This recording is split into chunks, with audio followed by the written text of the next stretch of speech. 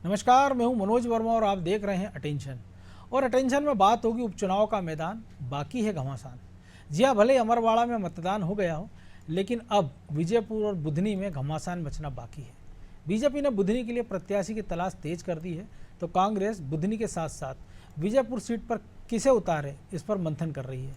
जाहिर है कि बीजेपी की तुलना में कांग्रेस के सामने चुनौती ज़्यादा है, क्योंकि विजयपुर में रामनिवास रावत के सामने उसे मजबूत दावेदार उतारना होगा। तो बीजेपी के गढ़ बुधनी में सेंध लगाना भी आसान नहीं है।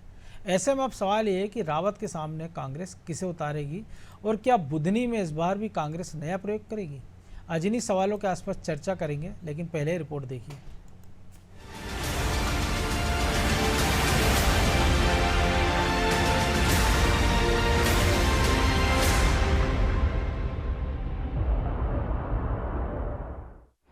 अमरवाड़ा में हुआ मतदान, अब बुधनी और विजयपुर में होगा घमासान।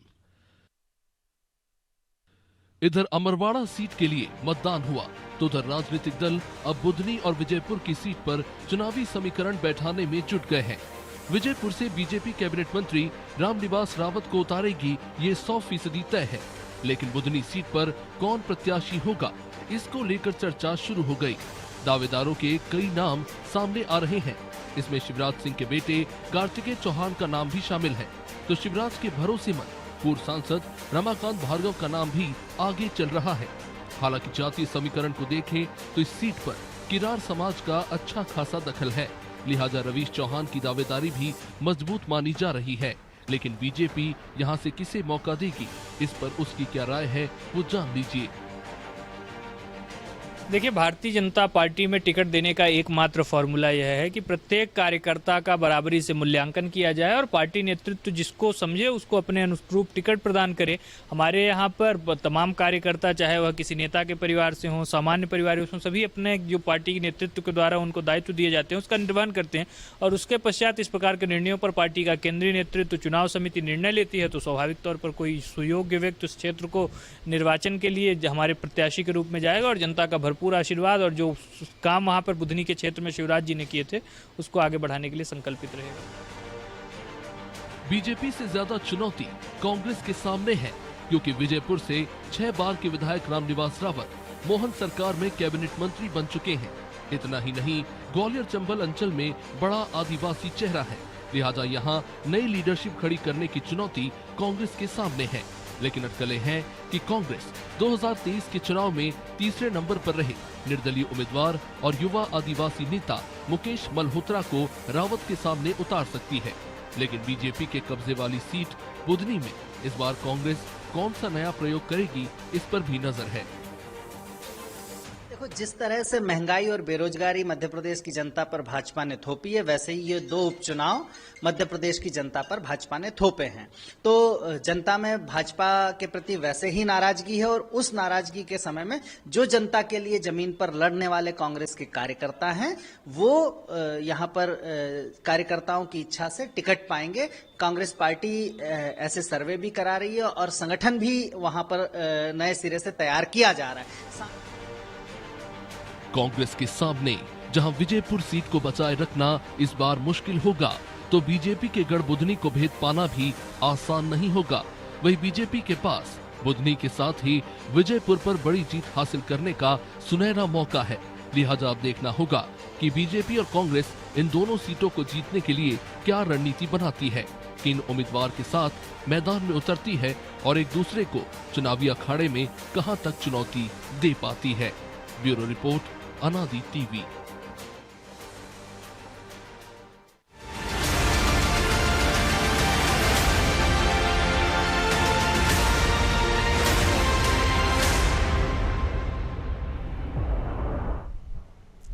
तो इसी पर चर्चा करने के लिए हमारे साथ जुड़ गए हैं वरिष्ठ पत्रकार दिनेश गुप्ता और हमारे सहयोगी प्रभु पटेरिया और ब्रजेश चौक से।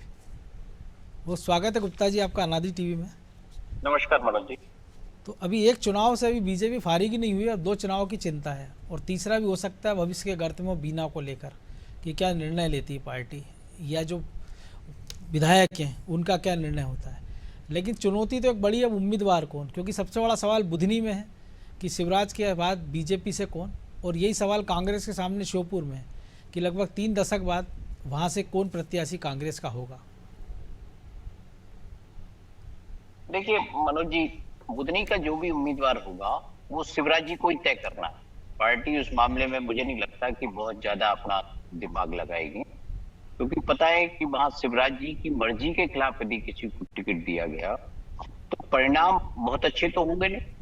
बिल्कुल। कोई ऐसा नहीं है कि वहां यदि शिवराज जी चुनाव जीतते आए हैं तो आगे कांग्रेस कभी चुनाव नहीं जीत सकती इतिहास में, अब आगे भी, तो ये अनुमान लगाना गलत है, और क्योंकि इतिहास पहले में भी आप जीती भी देखो है। कांग्रेस, हाँ पहले भी जीती हुई है, वो पुराना जो है, तो इसलिए वो शिवराज जी की इच्छा पर होगा। शिवराज जी जिसको चाहेंगे, जिसको वो ये कंफर्टेबल मानते होंगे, वो उसको टिकट दे देगी। और कांग्रेस में भी अब शिवराज जी नहीं है तो बहुत सारे लोगों को भी अपनी क्षमता दिखाने का अवसर है, क्योंकि अभी तक तो ये होता था कि शिवराज जी के सामने चुनाव लड़ रहे हैं तो वो अपना कद बढ़ाने के लिए लड़ते थे। अब एक स्कोप होता है, एक अपॉर्चुनिटी है कि यदि शिवराज जी नहीं लड़ रहे हैं और उनका खिलाफ उनका जो भाजपा का उम्मीदवार है वो ऐसा होता है जो वहां का नहीं है, स्थानीय निवासी नहीं है, जैसे बात चलती है ना कि पूर्व सांसद का भी नाम है और दूसरे नाम चलते रहते हैं, कार्तिकेय चौहान के अलावा कोई भी प्रत्याशी होगा तो फिर भारतीय जनता पार्टी के लिए उतना आसान भी नहीं रहेगा, क्योंकि मुकाबला तो होगा। तो ये बुधनी की कोई ऐसा मुझे नहीं लगता कि इतनी आसानी से जो है मामला निपट जाएगा, और तभी होगा जब शिवराज जी खुद वहां डेरा डालेंगे और उनकी पसंद का उम्मीदवार होगा, तब फिर कांग्रेस के लिए जरूर मुश्किल होगा, नहीं तो कोई समस्या नहीं। जी। तो ये जो आंकड़े हमने देखे थे कि पिछले चुनाव में हालांकि शिवराज जी खुद मैदान में थे विधानसभा में, और लोकसभा के चुनाव में 1.5 लाख की लीड उस क्षेत्र से मिली थी, तो इसको तो परे रख के फिर पार्टी को सोचना होगा, क्योंकि जरूरी नहीं है कि लीड अगले वाले चुनाव में बरकरार रहे, बहुत कुछ उम्मीदवारों पर डिपेंड करेगा, जो आपने भी कहा। नहीं, इसका लीड से कोई संबंध ही नहीं है इस उपचुनाव का। जी। शिवराज जी है तो लीड है, शिवराज जी नहीं है तो फिर आप जीरो से स्टार्ट करिए और जीरो से बराबरी से आप लड़ाई लड़िए। राजनीति में शिवराज जी के आने के बाद ये मजबूत सीट हुई ना भारतीय जनता पार्टी की। बिल्कुल। इसके पहले तो कांग्रेस की थी। और जो है करेंगे तो क्या शिवराज जी को इतना फ्री हैंड दिया जाएगा कि वो कार्तिकेय चौहान को तय कर लें कि भाई ये उम्मीदवार होंगे यहाँ से? देखिए, ये ब्रजेश नीतिगत मामला है। क्या आपको पिता सांसद हो गया तो क्या बेटे को आपको टिकट देना है कि नहीं देना? यदि पार्टी ने ये नीतिगत तय कर लिया, हमने तो देखा ना कि राजनाथ सिंह और उनके बेटे का तो है ही ना, उदाहरण है सामने, वो केंद्र में मंत्री एक विधायक है, और शिवराज जी, हाँ पंकज सिंह, एक शिवराज जी, ये तो कह सकते हैं कि सब आपके पास पूर्व उदाहरण है, मेरे बेटे को देने में क्या दिक्कत है जब राजनाथ जी के बेटे को दे सकते हो। क्योंकि शिवराज जी, अब वो शिवराज जी आपको नहीं दिखेंगे दिल्ली की राजनीति में जाने के बाद। वो भारतीय जनता पार्टी के नेतृत्व से आप देखिए कि बहुत कम समय में आपको बराबरी से बात करते नजर आएंगे जी। वो बहुत ज्यादा दिन जो है कभी उस तरह की राजनीति करने के आदी नहीं है वो, कि दब के बात कर ली या दब के आपको उन्होंने कुछ कर लिया।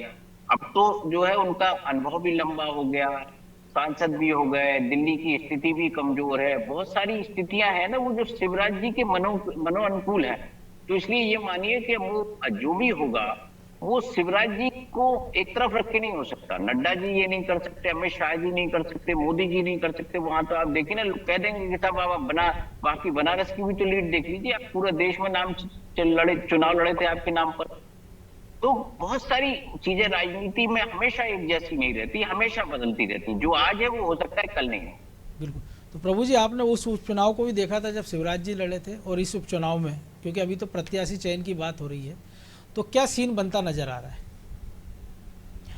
देखिए मनोज जी, बुधनी में बीजेपी का टिकट क्या, कौन होगा, उम्मीदवार कौन होगा, ये दिल्ली तय करेगी। निश्चित तौर पर प्रदेश से पैनल जाएगा, नाम प्रदेश से जाएगा, दिल्ली तय करेगी। और जो दिनेश जी से मैं थोड़ा सा सहमत हो सकता हूँ जी, कि जो संभावना कार्तिकेय सिंह चौहान की या शिवराज सिंह की मर्जी का ही उम्मीदवार होगा, ये वाली स्थिति जो है, तो उनकी मर्जी का उम्मीदवार तो उनका पुत्र ही होगा पहले ही पिता की नज़र में। लेकिन ऐसी स्थितियां बिल्कुल नहीं होंगी। उम्मीदवार आला कमान जिसको भी उम्मीदवार घोषित करेगा, शिवराज सिंह चौहान की मजबूरी होगी कि उसको बहुत अच्छे वोटों से जिताकर पहुंचाए, क्योंकि बुधनी उनका क्षेत्र है। बुधनी मतलब शिवराज सिंह चौहान, शिवराज सिंह चौहान मतलब बुधनी। हमने अभी 2023 के चुनाव में ही देखा, शिवराज जी पर्चा दाखिल करने गए, उसके बाद शिवराज सिंह ने जनता पर छोड़ दिया कि आप चुनाव लड़िए, मैं चुनाव नहीं लड़ रहा हूं बुधनी से, और जनता पर छोड़कर वो चले गए थे कि आप चुनाव लड़िए। वो स्थितियां तब थी जब उसके पहले पार्टी ने उनका टिकट चुनाव लड़ने ना लड़ने को लेकर निश्चय पैदा कर दिया था। टिकट मिलेगा भी कि नहीं मुख्यमंत्री का मिलेगा, चौथी बिल्कुल। लिस्ट में नाम आया। बहुत सारी चीजें ऐसी हुई कि जिससे ऐसी परिस्थितियां नहीं कि बुधनी की जनता भी सशंकित हो गई थी। उसके बावजूद शिवराज सिंह चौहान को पार्टी ने टिकट दिया वहां से, तो वो उनने जनता पर छोड़कर चुनाव लड़ा, तो जनता उनके साथ है।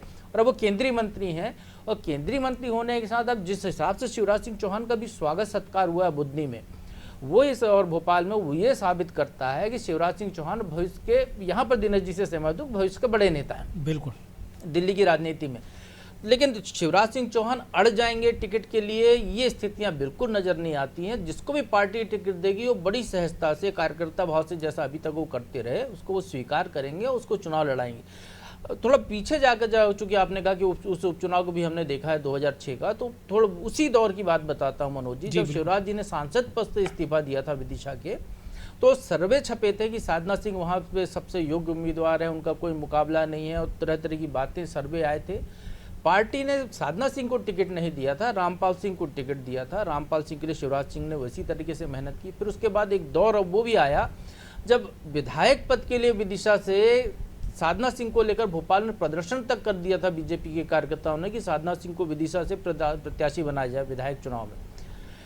तब वो कल्याण सिंह दांगी को शिवराज जी ने टिकट दिला, उस समय उनको टिकट फाइनल हुआ था, साधना सिंह को नहीं हुआ था। इसको लेकर नरेंद्र सिंह तोमर तत्कालीन प्रदेश अध्यक्ष के घर में बैठकें भी हुई थी। ये वो दौर था जब ये मोदी अमित शाह जैसा रिजिम नहीं था, बिल्कुल, कि जो वो कह रहे हैं वही पत्थर की लकीर है, उसको कोई बदल नहीं सकता। उस जमाने में जब शिवराज सिंह बहुत मजबूत हुआ करते थे, तब भी वो अड़ के अपने लिए टिकट नहीं ले पाए थे। तो इस बार तो वो निश्चित तौर पर ऐसी कोई भी हलचल नहीं करेंगे जिससे उनकी साख पर बट्टा लगे। हाँ, ये निश्चित तौर पर है, पंकज सिंह और राजनाथ सिंह का उदाहरण सामने है। ये अभी इसी लोकसभा चुनाव हमने मध्य प्रदेश में देखा, बीजेपी का परिवारवाद यहाँ पर भी टूटा है झाबुआ में। बिल्कुल। अनीता नागर और उनके पति जो नागर सिंह चौहान जो है विधायक मंत्री हैं कि राज्य सरकार ने उनको सांसद का टिकट दिया है। तो परिवारवाद अब कोई पैमाना नहीं है। लेकिन शिवराज सिंह चौहान चूंकि लंबी राजनीति के देख रहे हैं, तो वो यहाँ पर अपने कैरियर पर कोई ऐसा घोड़े की नाल में ऐसा जो कील ठोकने वाली ऐसी कोई बात, ऐसा कुछ भी नहीं करेंगे जो निशान छोड़ जाए उनके कैरियर पर भी किसी तरीके का। तो जो नाम चल रहे हैं, रमाकांत भार्गव की बात करें, हम राजेंद्र सिंह चौहान की बात करें, रवीश चौहान की बात करें, वो कार्तिकेय की तो हम चर्चा कर ही रहे हैं। देखिए, कार्तिकेय लंबे समय से वहाँ काम कर रहे हैं। जब उनके पिताजी चुनाव लड़ते थे तब से काम कर रहे हैं। मैंने 2006 के उपचुनाव में भी देखा साधना सिंह जी को अपने अलग से चुनाव प्रचार करते हुए।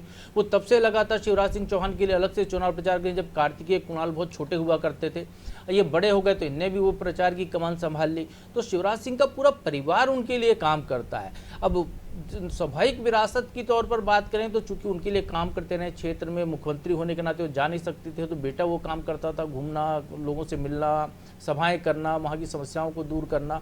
अब वो इस नाते वो दावेदार हो सकते हैं, लेकिन उनके लिए अड़ के यदि उनको टिकट दिला, ये स्थिति नहीं है। रमाकांत भार्गव निश्चित तौर पर हो सकते हैं क्योंकि सांसद का उम्मीदवारी उनकी हटाकर शिवराज सिंह को सांसद बनाया गया है, वो एक चेहरा हो सकते हैं वहाँ से। राजेंद्र सिंह ये जो नाम है जिनने शिवराज जी के लिए 2006 में सीट छोड़ी थी, वो नाम हो सकता है। और वहाँ के जो जिलाध्यक्ष हैं भाटी, वो नाम हो सकता है। जिलाध्यक्ष का स्वाभाविक दावा वहाँ से है और जो काफ़ी करीबी भी, क्योंकि आप ये देखिए बुधनी के तमाम बीजेपी के नेता, सारे के सारे नेता शिवराज सिंह चौहान के, बुधनी में कहीं ऐसा नहीं है कि कोई उनके शिवराज सिंह का विरोधी भी कोई बीजेपी में हो, क्योंकि वहाँ पर बीजेपी मतलब शिवराज, शिवराज मतलब बीजेपी वहाँ पर रही है 20 साल से। तो इसलिए वहाँ पर जो भी आएगा वो शिवराज सिंह का ही आएगा। जो भी आएगा उसको शिवराज सिंह पूरे मनोयोग से चुनाव जिताएंगे। वो कोशिश ये करेंगे कि जिस तरीके से लीड उनको मिली है कम से कम उसके करीब तक वो पहुँच जाए। तो बिल्कुल ब्रजेश जी, चुनौती लेकिन बीजेपी के साथ साथ तो कांग्रेस के सामने बड़ी। बीजेपी के साथ तो ये है कि चेहरे की चुनौती, लेकिन कांग्रेस लगातार प्रयोग करती रही है। अरुण, हमने देखा कि अरुण यादव भी वहाँ से चुनाव लड़ चुके हैं। पिछले चुनाव में हमने देखा था कि टीवी सीरियल के हनुमान को भी ले आए थे, और जब प्रभु जी ने कहा कि वो पर्चा भरने के बाद बीजेपी उम्मीदवार शिवराज सिंह चौहान जो मुख्यमंत्री थे वो गए नहीं थे, इसके बाद भारी मंत्रों से उनको जीत मिली थी। तो कांग्रेस, हालांकि ऐसा नहीं कि सीट कांग्रेस जीती नहीं है, राजकुमार पटेल है, उनके भाई देव कुमार पटेल उसका प्रतिनिधित्व कर चुके हैं।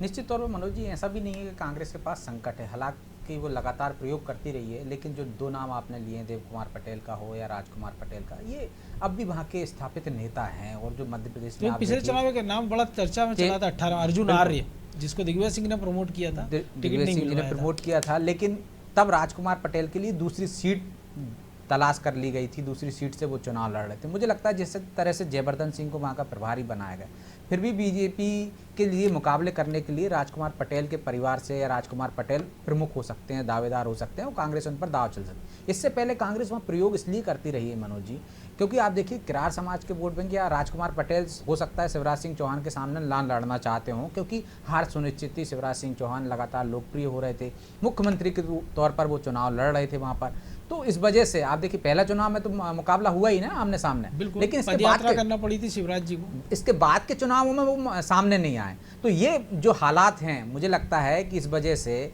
कि शिवराज सिंह चौहान अब वहाँ पे खुद मैदान में नहीं है, तो राजकुमार पटेल पर कांग्रेस दाव लगा सकती है। और इससे पहले अरुण यादव को इसलिए वहाँ पर मैदान में उतारा था कि एक बड़ा चेहरा था, बड़ा नाम था, तो एक माहौल बनाने की कोशिश की तरह से कांग्रेस क्षेत्र में बांध दें। बिल्कुल नहीं, बांधना अलग भी चीज हो सकती है कि आप बांध लोगे उनके क्षेत्र में, वो भी नहीं हो सकता। तो ये होता है कि कांग्रेस पूरी दमदारी से लड़ रही है मनोज, किसी को भी बाकोबर नहीं दे रही है। तो एक मैसेज जाता है कार्यकर्ताओं को, देखिए हमने बड़े नेता को उतारा है सामने, तो शिवराज सिंह चौहान को वहाँ बांध देंगे और हम किसी को भी ऐसा मौका नहीं दे रहे हैं कि वो जीत जाए। तो एक मैसेज देने का काम होता है वो। और पिछली बार तो देखिए प्रयोग किया ही था, क्योंकि उसका फायदा बाकी क्षेत्रों में कमलनाथ उठाना चाहते थे कि किस तरह से हनुमान जी को वो लेकर आगे बढ़ रहे थे, वो सियासत में लेकर आए थे, हनुमान भक्त थे। और कांग्रेस, हाँ विक्रम मस्ताल, तो कांग्रेस वो फायदा उठाना चाहती थी, वो एक मैसेज देना चाहती थी। अरुण यादव भी मैसेज के लिए वहां पे मैदान में उतरे थे और विक्रम मस्ताल भी वहां पे मैसेज देने के लिए मैदान में उतरे थे। लेकिन कांग्रेस के लिए संभावनाएं बहुत थी, लेकिन जिस तरह से उसने प्रयोग किया तो वहाँ पे लगातार जो कार्यकर्ता उनके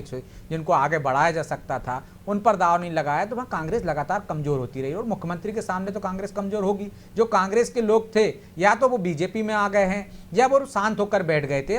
तो ये वजह है, एक मौका है कांग्रेस के पास कि वहाँ पर वो ऐसे नेता को उठाए, फिर से कांग्रेस को खड़ा कर सकती है। तो ऐसा नहीं है कि कांग्रेस के पास वहाँ उम्मीदवार नहीं है कांग्रेस, लेकिन अभी वहाँ पर 10वें नंबर पर आप कह सकते हो, क्योंकि शिवराज सिंह चौहान लगातार सीएम रहे हैं और उन्होंने अपने गढ़ के रूप में उसको स्थापित कर लिया है। पहले कांग्रेस जीतती रही होगी, लेकिन इतना आसान नहीं है कि कांग्रेस वहाँ जीत जाए। टिकट किसी को भी मिले वो शिवराज जी का ही आदमी रहेगा, शिवराज जी का ही पसंदीदा रहेगा। और कार्तिकेय के समय जो प्रभु जी कह रहे थे, मैं मानता हूँ इस बात को, उनके पास बहुत अभी युवा हैं, बहुत समय है उनके पास, तो इस तरह का कोई भी वो नहीं होगा, कोई भी इस तरह की अड़ी नहीं लगेगी या शिवराज जी नहीं अड़ेंगे। नेता पुत्रों के उदाहरण हमारे सामने, बिल्कुल शिवराज जी को भी पता होंगे, तो ये भी एक सामने जब टिकट और आपने देखा किस तरह से कैलाश विजयवर्गीय के साथ क्या हुआ जब वो अड़ गए थे। तो आप गोपाल भार्गव को भी देख सकते हैं, नाम है अभिषेक भार्गव, जयंत मलैया को भी देख सकते हैं, मुदित शेजवार हैं जिनको एक मौका मिला था। लेकिन दिनेश जी एक और हमने चीज़ देखी, 2018 और 23 के विधानसभा चुनाव के नतीजों की बात कर रहे हैं तो लगता था कि राहुल गांधी की यात्रा भी कि भिंड, मुरैना, ग्वालियर में कांग्रेस अच्छा कर सकती है। लेकिन इन वक्त पर जिस प्रकार से बाजी पलटी बीजेपी ने, पाला बदल किया है सबसे रामनिवास रावत ने, और अब मंत्री बनने के बाद जिस तरह से हमलावर है कांग्रेस उनके खिलाफ, तो लग रहा है कि एक दिलचस्प मुकाबला हमको विजय श्योपुर में भी देखने को मिल सकता है। लेकिन कांग्रेस के सामने भी सवाल वही है कि उनका चेहरा वहाँ कौन होगा। नहीं देखिए, कांग्रेस के बारे में बहुत सारे सवाल कई बार ये होता है कि हमारे मन में होते हैं और कांग्रेस के मन में कई बार नहीं होते वो सवाल। बिल्कुल। यदि आप देखिए कि सिर्फ चलती थी कि 230 सीटों पर कैसे लड़े, 30 सीटों पर कैसे लड़े, कैंडिडेट तो मिल जाते हैं, किसी भी राजनीतिक दल को मिल जाते हैं, वो विनिंग कैंडिडेट है कि नहीं, ये बहुत महत्वपूर्ण चीज होती है। तो आप एक लोकसभा क्षेत्र के नतीजों को एक विधानसभा चुनाव के नतीजों से कंपेयर नहीं करना चाहिए कभी भी, कि लोकसभा सीट यदि रामनिवास रावत के कारण वो जीत गई तो मुरैना की श्योपुर के विजयपुर में भी जो समीकरण है वो रामनिवास रावत हो जाएंगे। बिल्कुल। वो वहां जो स्थिति है, जो तीसरे नंबर के कैंडिडेट की पूरी में जो आप जिसका जिक्र कर रहे थे मल्होत्रा का, वो उस कॉन्स्टिट्यूंसी में आदिवासी वोट ज्यादा है जी। सीताराम आदिवासी का प्रयोग भारतीय जनता पार्टी ने किया था 2018 में, तो यही रामनिवास रावत हार गए थे। और फिर भारतीय जनता पार्टी में जो वहां के एमएलए रहे हैं बाबूलाल बेवरा, उनकी भी प्रतिक्रिया आ रही है, कुछ नहीं है। तो सब कुछ अच्छा है, वही बना दिया है, दल छोड़ के आ गए तो सब आपके अनुकूल हो जाएगा, भाजपा के कार्यकर्ता भी आपकी मत से हो जाएंगे। कांग्रेस में तो पार्टी का कोई कार्यकर्ता होता नहीं, आप तो जितने चाहते नाम लिख दीजिए कि ये कांग्रेस के कार्यकर्ता है। तो वो जो कांग्रेस की राजनीति वो अलग तरह की। अब बाबूलाल बेवरा क्या करते हैं, ये पता नहीं ना कि आगे उनका स्टैंड किस तरह का होता है। अभी तक तो केवल ये चल रहा है कि वो निर्दलीय उम्मीदवार के तौर पर पर्चा भरने की बात कर रहे हैं। वो पर्चा भरते हैं, पार्टी बनाती है कि है, फिर आदिवासी वोटर, क्योंकि रामनिवास रावत जी कम्युनिटी को बिलोंग करते हैं, उस कॉन्स्टिट्यूंसी में वोट कम है। ये इसीलिए तो बात 2018 से वो लगातार कह रहे हैं कि मुझे सबलगढ़ जाना है, विजयपुर में नहीं लड़ना। कमलनाथ जी ने टिकट नहीं दिया था 2018 में, आदिवासी के प्रयोग में रामनिवास रावत चुनाव हार गए थे। तो अभी भी जो बात हो रही है, ये तो उनका आखिरी चुनाव है। जो भी वो आप देखिए, अब जैसे उपचुनाव समय वो यही कहेंगे कि ये मेरा आखिरी चुनाव है। बिल्कुल। वो जो भी सियासत है वो उनके अपने भविष्य की राजनीति के लिए, जो आजकल नेता पुत्रों की बात होती है ना, उसमें भारतीय जनता पार्टी में वो अपने पुत्र के लिए आए हैं, उनका स्पेस क्रिएट कर रहे हैं। उन्हें भाजपा में जाने का इतना ही होता तो ज्योतिरादित्य सिंधिया के साथ चले जाते, ज्यादा नंबर बढ़ते। अब आपको उसी पार्टी में जाना पड़ा जिसपे तो जाने के लिए आप सिंधिया को खरी खरी सुनाते थे, उनका साथ छोड़ दिया, 4 दशक से उनका जो जुड़ाव था वो छोड़ दिया था। तो ये जो स्थिति है कि आपको आना पड़ा घूम फिर के वहीं जहां सिंधिया चाहते थे। तो ये केवल इसलिए जब उनके पुत्र का भविष्य का सवाल आया कि उनका क्या भविष्य होगा, तो इसलिए वो भारतीय जनता पार्टी में आ गए। वो तो उस इलाके में पूरी चली रही है ना कि उनका जो 28 की सियासत है वो सबलगढ़ के लिए है। ये तो केवल ये से उनकी आखिरी अपील होगी कि भैया विजयपुर में एक बार हमको जिता दे, मंत्री बना के, इसलिए तो भेज रहे हैं। अन्यथा आप पहले इस्तीफा दे देते, जाके चुनाव लड़ लेते, कमलेश शाह से कुछ तो सीख लेते, उनसे तो कम से कम वरिष्ठ ही है। उस कमलेश शाह ने जो इतनी बड़ी लकीर खींची कि जिस दिन उन्होंने भारतीय जनता पार्टी ज्वाइन की, उसी दिन कमलनाथ का एहसान उसने उतार दिया कि भैया तुमने बनाया था ये अपनी विधायक को। तो ये जो होता है ना, ये बहुत बड़ी चीज, वो वहां अलग इलाका है, अलग तरह का माहौल है, और किस तरह के नतीजे होते हैं। फिर नहीं है कि वो भी शिवराज सिंह चौहान की तरह हमें जीतते रहे हों, वो भी हारे हैं। तो इसलिए जो हार चुका है उसके बारे में कोई अनुमान हम ये कह दें कि नहीं बिल्कुल 100% जीत जाएगा, ये थोड़ा सा इमरती देव भी देख सकते हैं हम, तो वो भी हार गई थी, उनको भी मुगालता था, तो कुछ भी हो सकता है। तो प्रभु जी हो कुछ भी सकता है, क्योंकि चुनाव है और हर चुनाव नया होता है।